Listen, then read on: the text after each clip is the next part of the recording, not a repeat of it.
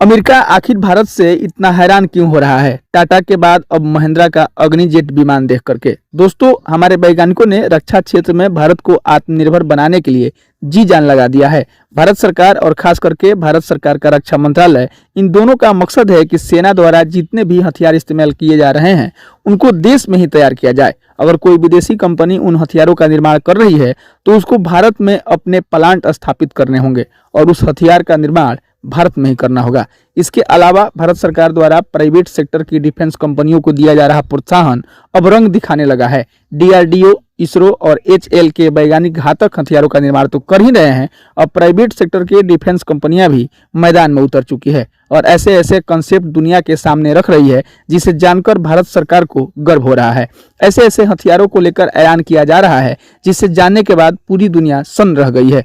कुछ दिनों पहले ही आपने सुना होगा कि भारत सरकार द्वारा टाटा ग्रुप को 22,000 करोड़ रुपए का एक बहुत ही महत्वपूर्ण प्रोजेक्ट सौंपा गया है, जिस प्रोजेक्ट की मदद से भारतीय वायुसेना को ऐसा विमान मिलेगा जिसकी मदद से भारतीय वायुसेना किसी भी देश के ऊपर एयर स्ट्राइक, हवाई कार्रवाई को अंजाम दे सकेगी। इस विमान में ऐसी टेक्नोलॉजी का इस्तेमाल किया जाएगा जो अमेरिका जैसे सुपर पावर देश के पास भी मौजूद नहीं होगी। अगर टाटा द्वारा प्रोजेक्ट को सफलतापूर्वक कंप्लीट कर लिया जाता है तो इस मामले में चीन भी हमसे पीछे हो जाएगा, क्योंकि एशिया में भारत ऐसा पहला देश होगा जो ट्रांसपोर्ट विमानों का निर्माण करेगा। यानी कि यह खबर चीन के लिए किसी अटैक से कम नहीं होगा। लेकिन दोस्तों, चीन को दूसरा अटैक पड़ने वाला है, क्योंकि आज की वीडियो में मैं आपको जो अपडेट देने जा रहा हूं और जो जानकारी निकल कर के सामने आ रही है, यकीन मानिए कि उससे सुनने के बाद आपका भी सीना गर्व से चौड़ा हो जाएगा। वीडियो में अंत तक बने रहिए। दोस्तों, टाटा द्वारा C295 ट्रांसपोर्ट विमानों का निर्माण किया जाना सिर्फ एक ट्रेलर भर है। भारत के सुपर पावर बनने की पूरी पिक्चर तो अभी बाकी है और इस पिक्चर में ऐसे ऐसे सीन आने वाले हैं जिसे देखने के बाद आप भी भावुक हो जाएंगे। दोस्तों, टाटा ग्रुप के बाद अब ऑटोमोबाइल सेक्टर पर राज करने वाली कंपनी महिंद्रा डिफेंस सेक्टर में तूफान लाने की तैयारी कर रही है। यह तूफान ऐसा होगा जिससे चीन जैसे देश के होश उड़ जाएंगे, उनकी सारी टेक्नोलॉजी धरी की धरी रह जाएगी। दरअसल भारत की सड़कों पर अपनी गाड़ियों से लोगों के दिलों पर राज करने वाली ऑटोमोबाइल कंपनी महिंद्रा अब भारतीय वायुसेना के लिए ऐसे ट्रांसपोर्ट विमान का निर्माण करने जा रही है जिसका इस्तेमाल करते हुए न केवल सैनिकों और गोला बारूद को चुटकियों में बॉर्डर तक पहुंचाया जा सकेगा, बल्कि इसका इस्तेमाल करते हुए दुश्मन पर अटैक भी किया जा सकता है। इस विमान का नाम है C390 मिलेनियम। यह एक मल्टी मिशन एयरक्राफ्ट है जिसको बनाने में ब्राजील की कंपनी एम्बेयर महिंद्रा की मदद करेगी। आपकी जानकारी के लिए बता दूं कि इंडियन एयरफोर्स अपने बेड़े से पुराने हो चुके N32S मीडियम ट्रांसपोर्ट एयरक्राफ्टों को बदलना चाहती है और इसके लिए अरबों डॉलर का कॉन्ट्रैक्ट जारी किया गया है। लिहाजा दुनिया की बड़ी बड़ी हथियार कंपनियों के बीच इस डील को जीतने के लिए रेस शुरू हो गई है और इसी चीज को ध्यान में रखते हुए ब्राजीलियाई कंपनी एम्बेयर डिफेंस एंड सिक्योरिटी और भारतीय कंपनी महिंद्रा ने C390 मिलेनियम के निर्माण के लिए हाथ मिला लिया है, जिसका मकसद भारत में मल्टी मिशन विमान तैयार करना है।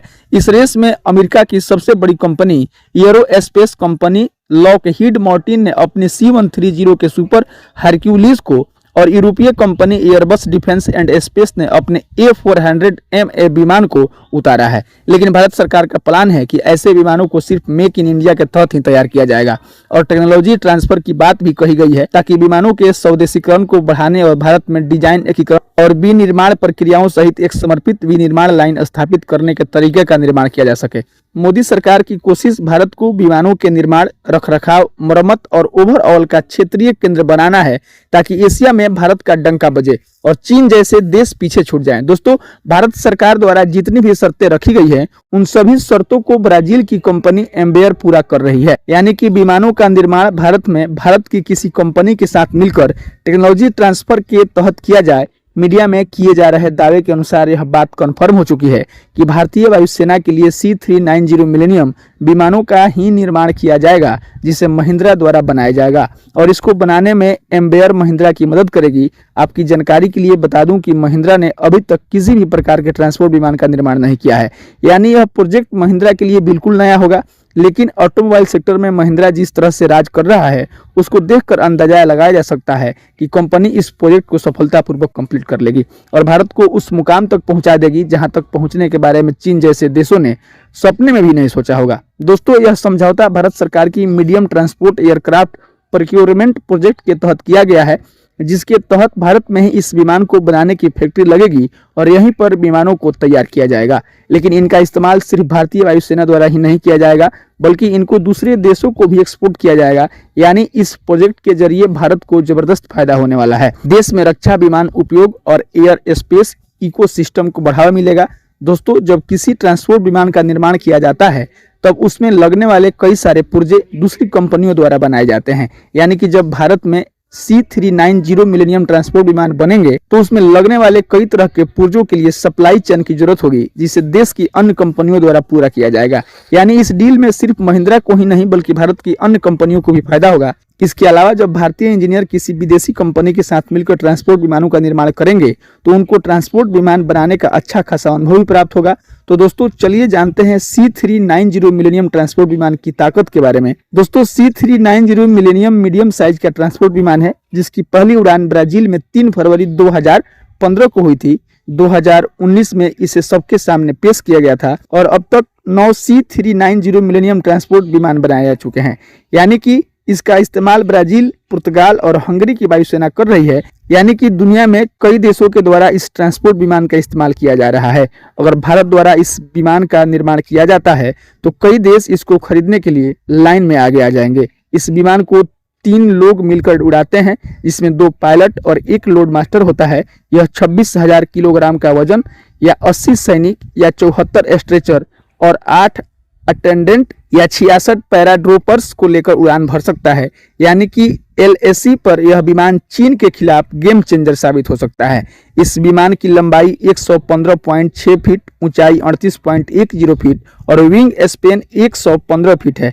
इस विमान में एक बार में 23,000 किलोग्राम फ्यूल आता है और उसे पूरे साजो सामान के साथ एक बार में 5,020 किलोमीटर की रेंज तक उड़ान भरने की ताकत देता है। इसकी अधिकतम गति 988 किलोमीटर प्रति घंटा है। वैसे ही इसे आमतौर पर 870 किलोमीटर प्रति घंटे की रफ्तार से उड़ाया जाता है। यह अधिकतम 36,000 फीट की ऊंचाई तक जा सकता है। इसमें 3 हार्ड पॉइंट्स दिए गए हैं, जिनमें port rockets, IR, Rafale, lightning या IFR, कुबहैम 900C जैसे हथियार लगाए जा सकते हैं। यानी कि इस विमान का इस्तेमाल दुश्मन पर हमला करने के लिए किया जा सकता है, लेकिन आमतौर पर इसका इस्तेमाल बचाव कार्यों में भी किया जाता है ताकि लोगों को सुरक्षित स्थान तक पहुंचाया जा सके। दोस्तों, अगर चीन और पाकिस्तान जैसे धूर्तबाज किसी देश के पड़ोसी हो तो उस देश के लिए इस तरह के विमानों का महत्व काफी बढ़ जाता है। 2020 में गलवान झड़प के बाद भारत ने लगभग 90 टैंकों और 300 से ज्यादा पैदल सेना के लड़ाकू वाहनों के साथ 68 से ज्यादा अतिरिक्त सैनिकों को लद्दाख की बर्फीली ऊंचाई तक पहुंचाने के लिए इसी तरह के विमान का इस्तेमाल किया था। यानी कि युद्ध जैसी स्थिति में यह विमान भारत के लिए काफी उपयोगी साबित होंगे। भारतीय वायुसेना के अपग्रेडेड AN-32 विमानों का बेड़ा काफी पुराना हो चुका है। वे 2031 और 32 तक अपनी 44 साल की सेवा पूरी कर लेंगे। यानी इनको जल्द से जल्द रिप्लेस करने की आवश्यकता है। इनकी संख्या लगभग 100 के आसपास है। भारत ने शुरुआत में रूस के साथ एक संयुक्त विकासात्मक परियोजना के तहत मीडियम ट्रांसपोर्ट एयरक्राफ्ट को खरीदने की योजना बनाई थी, जिसको लेकर भारत और रूस के बीच समझौता भी किया गया था। इस समझौते के तहत भारत को लगभग 45 विमान खरीदने थे और रूस को लगभग 100 विमान खरीदने थे, लेकिन यह सौदा 2016 में फेल हो गया था क्योंकि दोनों देश विमान के इंजन और डिजाइन के बारे में किसी निष्कर्ष तक पहुंचने में नाकाम रहे थे। तो दोस्तों, इस वीडियो में फिलहाल के लिए बस इतना ही। वैसे आपको क्या लगता है, क्या महिंद्रा भारत सरकार के इस ड्रीम प्रोजेक्ट को सफलतापूर्वक कंप्लीट करने में सफल हो पाएगी? आप अपनी राय हमें कमेंट के माध्यम से जरूर बताएं। अगर अभी तक आपने हमारे इस चैनल को सब्सक्राइब नहीं किया है तो प्लीज चैनल को सब्सक्राइब कर लें और बेल नोटिफिकेशन को दबाना न भूलें, ताकि आने वाली वीडियो का अपडेट आपको समय से प्राप्त हो सके। वीडियो को अंत तक देखने के लिए बहुत बहुत धन्यवाद। बाकी औपचारिकता के लिए मेरा नाम मनमीत है और आप जनता न्यूज नेटवर्क देख रहे थे।